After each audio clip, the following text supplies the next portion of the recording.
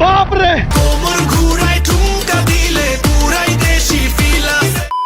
খাইয়া দিছে রে খাইয়া দিছে বিলেত রাজা ইজ বুম। সত্যি তো মুক্তি পেয়েছে বাংলাদেশের প্রথম ভায়োলেন্স ইউনিভার্সের দ্বিতীয় সিনেমা রাক্ষসের আইটেম সং বিলেত রাজা। সোশ্যাল মিডিয়ায় দেখলাম এই গানকে নিয়ে দুইটা পক্ষ ভাগ হয়ে গেছে, কেউ গানকে ভালো বলছে আবার কেউ অনেক বেশি খারাপ বলছে।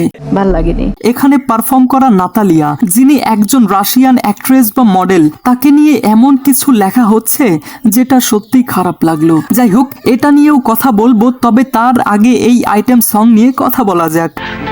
তো কেমন আছেন আপনি আর আপনার উনি? হাই, আমি জনি। চলুন শুরু করি। ফার্স্ট অফ অল একটা কথা বলি, আইটেম সং এর পূর্বে রাক্ষসের দুইটা রোমান্টিক ট্র্যাক রিলিজ করা হয়, যেটা অডিয়েন্সদের মধ্যে সত্যি কোনো সাড়া ফেলতে পারেনি। আর অনেক আগে থেকেই আমরা জানতাম যে রাক্ষসের আইটেম সং এ থাকবে রাশিয়ান অ্যাক্ট্রেস নাতালিয়া, এইটা আমরা জানতাম। তো সেই ধারাবাহিকতায় আমার সত্যিই এটা নিয়ে এক্সপেকটেশন ছিল।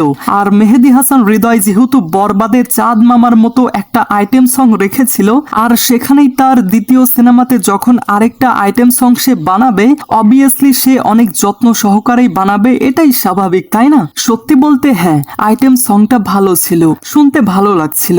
আর এখন যদি বলেন না ভাই এটা ভালো ছিল না, তাহলে ভাই আমি মেনে নেব না। এখন পর্যন্ত আমার মনে হচ্ছে এটা এই বছরের সেরা আইটেম সং, কেননা এখানে রয়েছে চোখে লাগার মতো অ্যারেঞ্জমেন্ট, পাশাপাশি সিয়ামের ধামাকাদার পারফরমেন্স এবং নাতালিয়া তো রয়েছেই। সত্যিই তার পারফরমেন্স ভালোই লেগেছে, কমতি কোথাও ছিল না। দেখুন, এখানে তারা দুজনই যে এনার্জেটিক পারফরমেন্স দিয়েছে এটা আপনি নিজেও মানবেন। আর এবারই হয়তো প্রথম আমি সিয়ামকে এমন কোনো আইটেম সঙ্গে দেখলাম। যাই হোক, আর এখানে নাটালিয়াকে একটু বোল্ড টাইপের এক্সপ্রেশন দিতে দেখা যায়, যেটা একটা আলফা মেল ন্যারেটিভ স্টাইলের সিনেমার আইটেম গান হিসেবে ঠিকই আছে। এখন সেম গানে যদি তামান্না ভাটিয়া থাকতো তাহলে হয়তো তাদের একটু ভালো লাগতো, তাই না? तुम्हें कैसे पता चला? तुम्हें कैसे पता चला? তবে আমি সব থেকে অবাক হলাম যে একজন বিদেশি অ্যাক্ট্রেস আমাদের বাংলা কোনো সিনেমাতে পারফর্ম করলো। লিটারালি ভাই আমরা তার ফেস নিয়ে কথা বলছি, এটা কি আদৌ ঠিক হচ্ছে? সত্যি বলতে গানটা অনেক ভালো ছিল, আর বারবার শুনলে হয়তো পুরো লিরিক্স মনে থাকবে না, বাট যেই হুকআপ লাইনগুলো ছিল সেগুলো অবশ্যই মনে থাকে। তবে পাশাপাশি আমি এটাও মানি, নো ওয়ান ক্যান বিট চাঁদ মামা। তবে আমি চাই আমাদের সিনেমা নিয়ে কম্পিটিশন হোক অথবা কোনো গান নিয়েও কম্পিটিশন হোক, এতে আমাদের ইন্ডাস্ট্রির জন্যই ভালো। বাট কোনো অ্যাক্ট্রেস যিনি বিদেশ থেকে এসে আমাদের বাংলা সিনেমাতে পারফর্ম করেছে, তাকে নিয়ে এইভাবে ট্রোল করার কোনো মানেই হয় না। এমন না যে সে অনেক বাজে পারফর্ম করেছে, ওকে, তো এই গানের মধ্যে একটু কমতি বা একটু মিস্টেক ছিল, সেটা আমি বলে দিচ্ছি।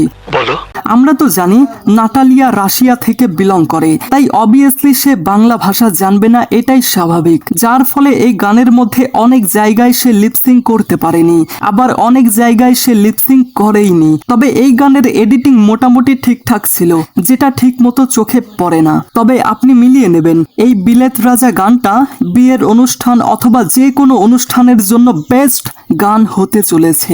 দেখা যাক। তো শেষ কথা একটাই, যতক্ষণে আমি এই ভিডিওটা বানাচ্ছি ততক্ষণে প্রিন্সের আইটেম সং আসেনি। হতে পারে প্রিন্সের আইটেম সং এটার থেকেও ভালো হবে, বাট সেটা অন্য স্টাইলের। কেননা যতদূর আমি জেনেছি প্রীতম হাসান এই আইটেম সংটাকে একটু আলাদাভাবে তৈরি করছে। আর যারা এই গান নিয়ে ট্রোল করছে তাদের উদ্দেশ্যে শুধু একটা কথাই বলি, কম্প্যারিজন বা কম্পিটিশন করুন, তবে সেটা হেলদি ভাবে, এতে আমাদের ইন্ডাস্ট্রির অনেক উন্নতি হবে। সঠিক বলেছেন। এই গানটা আপনার কাছে কেমন লেগেছে কমেন্টে জানান। ঠিক আছে। Thanks for watching guys.